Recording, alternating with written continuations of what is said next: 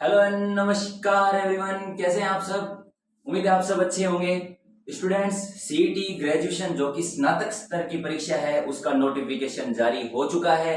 बहुत बहुत बधाइयां हो स्टूडेंट्स, क्योंकि जिनके ग्रेजुएशन पास है वो भी दे सकते हैं और जो अभी ग्रेजुएशन के फाइनल ईयर के अंदर है वो भी दे सकते हैं। और सीईटी अपन को पता है बहुत ही ज्यादा जरूरी है। सीईटी का एग्जाम जो कि आप अनदर एग्जाम्स के लिए बहुत ही ज्यादा इंपॉर्टेंट है, उसको भी आप दे सकते हो।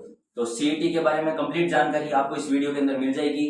अपने सीईटी के बारे में और भी वीडियो बना रखे हैं, आप उनको भी जाके देख सकते हो। और ये जो अभी स्नातक स्तर जो ग्रेजुएशन लेवल का है, जो कि आज नोटिफिकेशन आया है, उसके बारे में कंप्लीट बात कर लेते हैं। तो वीडियो शुरू करें।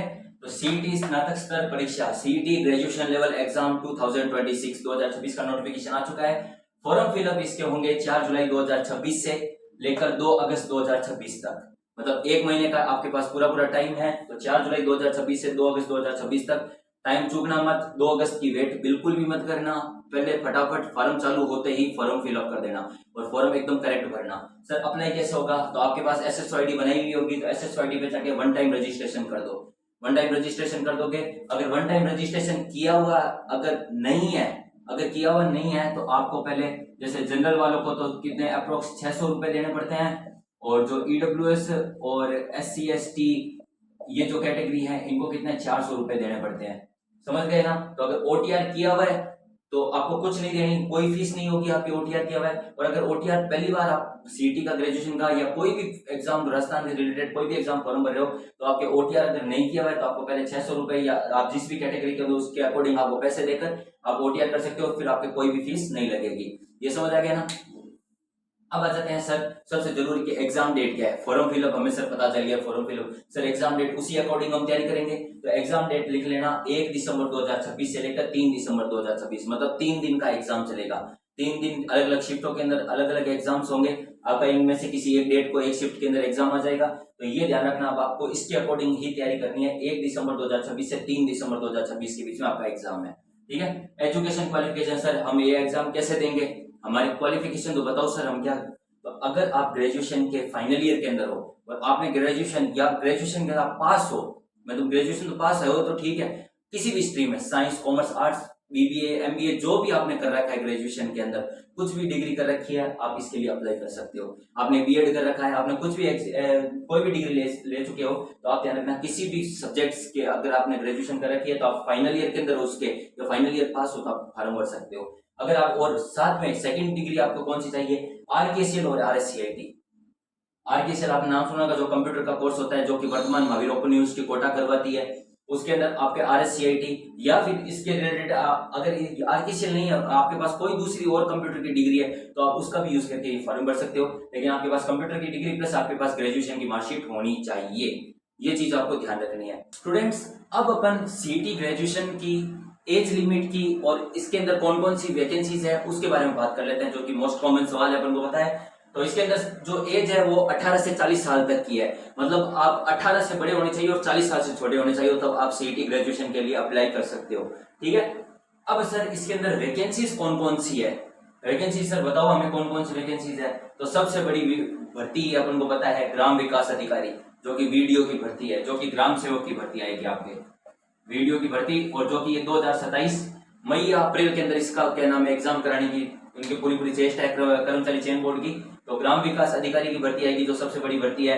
पटवारी, जो अपने गांव के अंदर पटवारी होते हैं उनकी वैकेंसी है। जलदाय विभाग के अंदर पटवारी लगे होते हैं, जो अपने वाटर वर्क्स होता है उनके अंदर जो पटवारी होते हैं उनकी वैकेंसी है। छात्रावास अधीक्षक, जो हॉस्टल सुपरिटेंडेंट होते हैं उनकी वैकेंसीज आएगी। महिला सुपरवाइजर, जो कि लेडीज के लिए बहुत ही ज्यादा फेवरेट वैकेंसी है महिला सुपरवाइजर की। जो आंगनबाड़ी के अंदर जो महिला सुपरवाइजर होती है उनकी वैकेंसी है। प्लाटून कमांडर, प्लाटून कमांडर की वैकेंसी जो कि अभी हाल ही में आई थी वो वाली वैकेंसी इसी के अंदर है। कनिष्ठ लेखाकार, जो कि अकाउंटेंट होते हैं उनकी।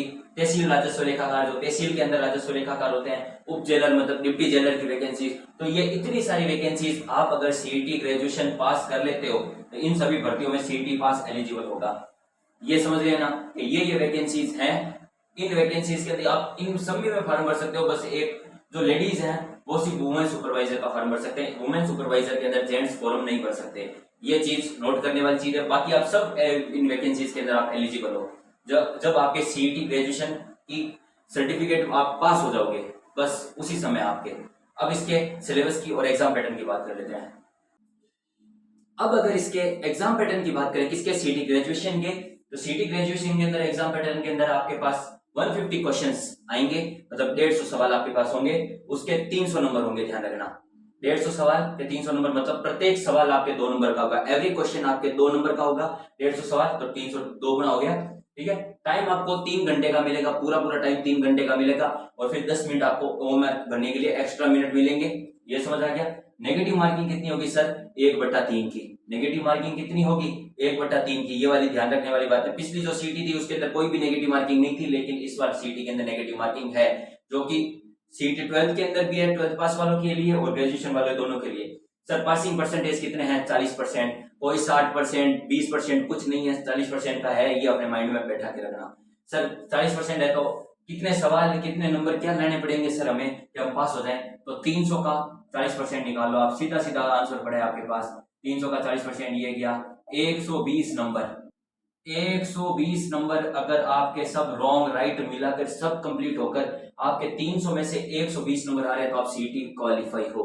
नंबर बता रहा हूं, क्वेश्चंस देख लो, अगर मैं 150 सवाल का 40% निकालू, 150 सवाल का 40% ये लो, सामने पड़ा है वैसे तो 60 सवाल, अगर आपने 150 सवाल में से 60 सवाल एकदम करेक्ट कर दिए, नेगेटिव नेगेटिव सब हटाकर एकदम करेक्ट कर दिए, आपके प्योर एकदम 60 सवाल सही हो रहे हैं, तो आप सीटी ग्रेजुएशन क्वालिफाई हो, बहुत बहुत बधाइयां, और वो आप मुझे पता है क्वालिफाई हो भी जाओगे। अब इसके सिलेबस की बात कर लेते हैं स्टूडेंट्स, अब इसके सिलेबस की बात कर लेते हैं। सिलेबस के अंदर आप क्या क्या पढ़ेंगे, सिलेबस के अंदर सर ये क्या लिख दिया इतना, ये तो इतनी सब्जेक्ट है क्या, अरे हाँ बिल्कुल इतनी सब्जेक्ट्स हैं, 15 सब्जेक्ट्स हैं टोटल।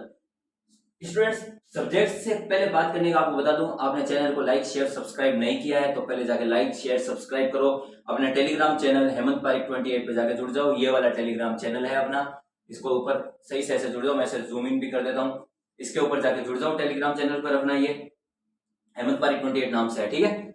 अब देखो इसके अंदर आपको सारी अपडेट मिल जाएगी, कोई भी नोटिफिकेशन आएगा, साइंस के नोट्स, कोई भी सब्जेक्ट के नोट्स होंगे आपको इसके ऊपर मिल जाएंगे, तो फटाफट जाके जुड़ जाओ। अब देखो इसके अंदर क्या बात करते हैं, इसके अंदर सिलेबस की बात करते हैं, तो पहला सिलेबस है आपके पास भारत का इतिहास, अपन इंडियन हिस्ट्री पढ़ते हैं, फिर आ जाता है राजस्थान का इतिहास। पहले इसको एक्सप्लेन करके बताऊं क्या, लो अभी फटाफट बता देते हैं कि क्या क्या सिलेबस के अंदर है। वैसे जो ऑफिशियल नोटिफिकेशन है जो सीईटी 2026 का ग्रेजुएशन का है वो मैंने टेलीग्राम चैनल पे अपलोड कर दिया है, उसके अंदर से आप पूरी और डिटेल देख सकते हो, और बाकी मैं अभी सिलेबस के बारे में थोड़ा बता भी देता हूँ, फटाफट एक ओवरव्यू बता देता हूँ। इसके अंदर आपको ध्यान रखना, भारत के अंदर जितने भी नेशनल मूवमेंट हुए हैं और 19वीं 20वीं शताब्दी के अंदर जितने भी धार्मिक सुधार आंदोलन वो हुए, 1857 की क्रांति जो कि भारत की है, इसके अंदर ध्यान रखना भारत की 1857 की क्रांति है, और ये वाले इंपॉर्टेंट एक दो टॉपिक है महात्मा गांधी के बारे में, इनके बारे में पढ़ना, राजस्थान का इतिहास, एकीकरण, 1857 की क्रांति राजस्थान वाली, और राजस्थान के कोई भी फेमस जो कि क्या नाम है वंश है, राठौड़ वंश, चौहान वंश, जितने भी वंश हैं उनके बारे में आप कंप्लीट डिटेल पढ़ लेना, ये इसके अंदर राजस्थान का इतिहास के अंदर है।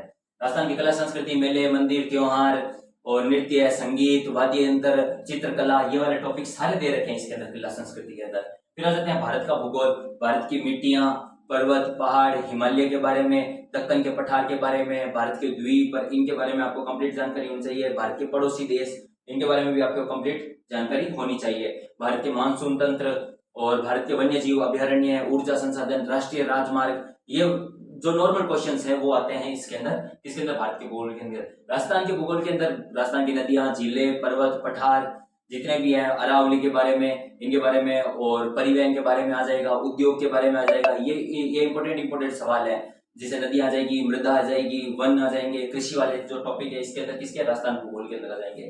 फिर आ जाते हैं राजनीति भारत और राजस्थान की, इसके ऊपर सर मैंने बोला क्यों कर रखा है, तो राजस्थान की इसके ऊपर विशेष ध्यान रखना है। आएगी तो भारत की भी पॉलिटी के अंदर क्या पढ़ते हैं, राष्ट्रपति, उपराष्ट्रपति, उच्च सुप्रीम कोर्ट, इनके बारे में अपन पढ़ते हैं, जो भारत का संविधान है इनके बारे में, लेकिन ये सवाल इनके भी आएंगे, लेकिन स्पेशल रेफरेंस राजस्थान के बारे में, जैसे राजस्थान के मुख्यमंत्री, राज्यपाल, सूचना आयोग, मानवाधिकार आयोग जो कि राज्य मानवाधिकार आयोग है, राज्य का क्या नाम है जो चुनाव आयोग है उसके बारे में जानकारी पूछ लेंगे, ये इंपोर्टेंट कुछ जानकारी आगे आपसे पूछेंगे।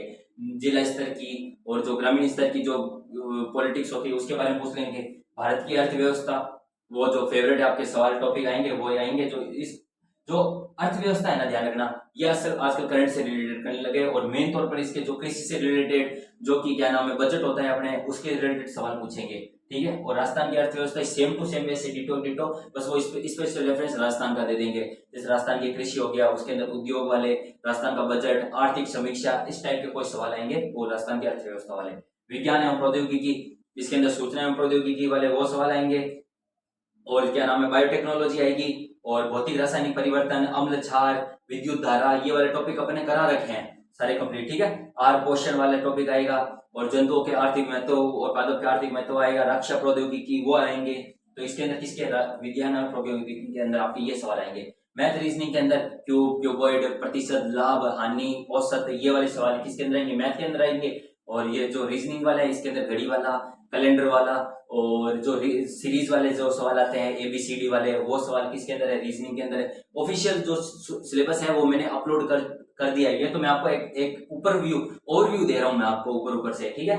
तो करंट अफेयर्स, और अगला आ जाता है अपने जो 11 टॉपिक है करंट अफेयर्स, जो कि अपन को पता है आपको 6 महीने का तो करंट अफेयर्स आना ही चाहिए, चाहे नेशनल लेवल हो, चाहे राजस्थान लेवल हो, चाहे इंटरनेशनल लेवल, आपको तीनों का कंप्लीट होना चाहिए, ठीक है। सिविक ड्यूटीज, सर ये सिविक ड्यूटीज का है, आपको आपके मौलिक कर्तव्य पता होने चाहिए, इसीलिए इस बार टॉपिक ये जोड़ा है, सिविक ड्यूटीज आपको पता होनी चाहिए कि आपको कैसे नियम कायदे कर रहना है। और इसी के अंदर मैंने एक सरकार ने टॉपिक जोड़ा है, जो कि क्या नाम है, जो अपने जो पेपर लीक होते हैं ना, उसके ये टॉपिक इसी बार जुड़ा है। 12th वाले के अंदर भी जुड़ा है, ग्रेजुएशन दोनों के अंदर जुड़ा है, कि जो 2022 के अंदर एक नियम आया था कि जो नकल रोग विरोध कानून बनाया था सरकार ने, उसके बारे में भी सवाल आएंगे जो 2022 के अंदर जारी हुआ था, ठीक है।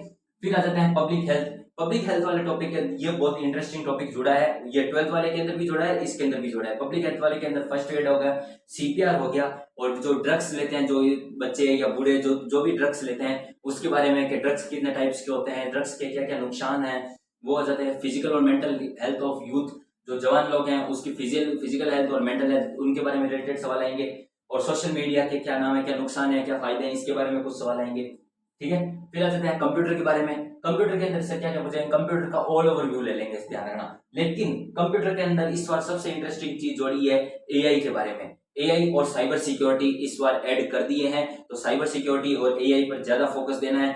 MS Excel, MS power point, MS और वर्ड, इसके बारे में भी आपको कंप्लीट जानकारी होनी चाहिए, और कुछ कंप्यूटर की जनरल इंट्रोडक्शन भी आपके पास होनी चाहिए। आगे समझ में। फिर आ जाते हैं इंग्लिश के अंदर tense, articles, determines, prepositions, synonym, antonym, one word substitution, और लेटर वाले, लेटर लिख दिया, लेटर के अंदर हेडिंग कहाँ लिखते, डेट कहाँ लिखते हैं, लिखने वाले का नाम कहाँ लिखते हैं, ये समझ आ गया ना सब कुछ। जो लेटर राइटिंग करते हैं ना उसके ऊपर सवाल आएंगे। फिर हिंदी के अंदर संधि, समास, संज्ञा, विशेषण, क्रिया, ये वाले सवाल आएंगे। और पारिभाषिक शब्दावली, मतलब इंग्लिश का कोई वर्ड दे देंगे उसको हिंदी में ट्रांसलेट करो, ऐसे समझ गए ना।